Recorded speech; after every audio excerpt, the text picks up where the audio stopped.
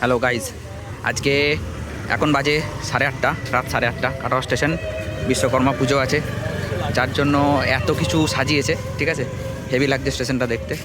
কিন্তু ব্যাপারটা হচ্ছে আমি যাচ্ছি এক জায়গা এক্সাম দিতে। হ্যাঁ, 8:30তেই যাচ্ছি। এখান থেকে ট্রেন ধরবো, 8:30 ট্রেন বর্ধমান। তারপরে দেখা যাচ্ছে এই যে আমি এখান থেকে দেখতে পাচ্ছি না, অনেকটা দূরে আছি। যাই হোক, তো তারপরে বর্ধমান থেকে ট্রেন ধরে যাব ধানবাদ। পুরো জার্নি এক্সপিরিয়েন্সটা তোমাদের সাথে শেয়ার করব। তো চলো যাওয়া যাক।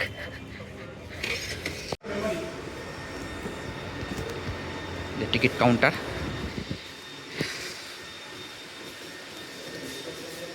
ও নিজেকেই কাটতে হবে টিকিট। চলো কাটা যাক। ফার্স্ট বুকিং নাকি? এই মেশিনে আমি খুব বেশি টিকিট কাটিনি, দেখি পারি কিনা। ব্যান্ডেল, শিয়ালদা, এদিকে এই তো বর্ধমান পেয়েছি। কোড, এখানে কিউআর কোড দেবে, ইউপিআই কিউআর কোড। আর পেমেন্ট করতে গেলে ভিডিওটা অফ করতে হবে একবার। তো চলো দেখা হচ্ছে পরে। এই যে টিকিট পেয়ে গেছি, চলো যাওয়া যাক এবার। কত নম্বর প্ল্যাটফর্ম জানো?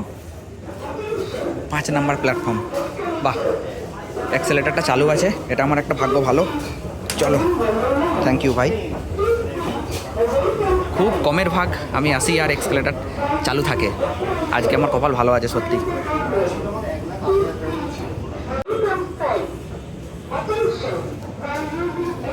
এই সময় স্টেশনে ভিড় খুব একটা থাকে না। আমি অন্যান্য দিন পড়ানো কমপ্লিট করে এই সময় স্টেশন দিয়ে একটু ঘুরতেও আসি। একদম পুরো ফাঁকা স্টেশন। ও, রাতের জার্নি কিন্তু হেভি লাগে, অতটা পরিশ্রম হয় না রাতের জার্নিতে। ট্রেন মনে হচ্ছে ফাঁকাই যাবে। 8:30 ট্রেনে খুব একটা বেশি ভিড় হয় না।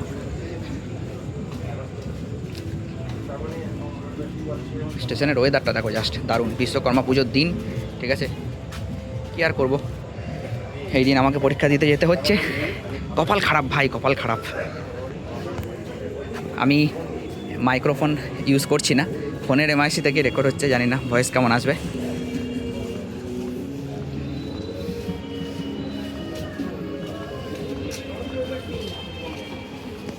ওই দেখো 7 নম্বর প্ল্যাটফর্ম।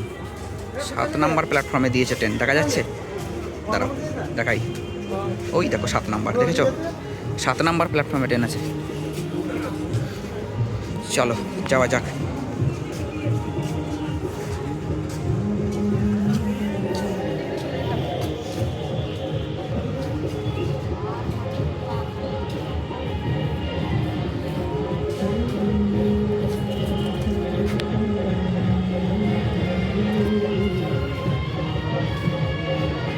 এই যে কথা বলতে বলতে পৌঁছে গেলাম।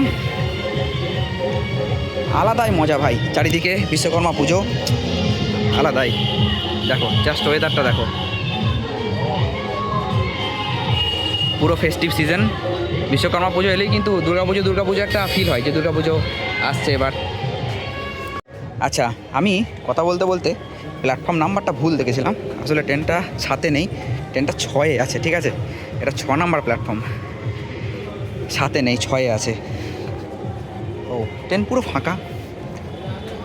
ঘুমাতে ঘুমাতে চলে যাবো বর্ধমান। খুব একটা বেশি ডিস্টেন্সও নয়, 1 ঘন্টা মতো লাগে।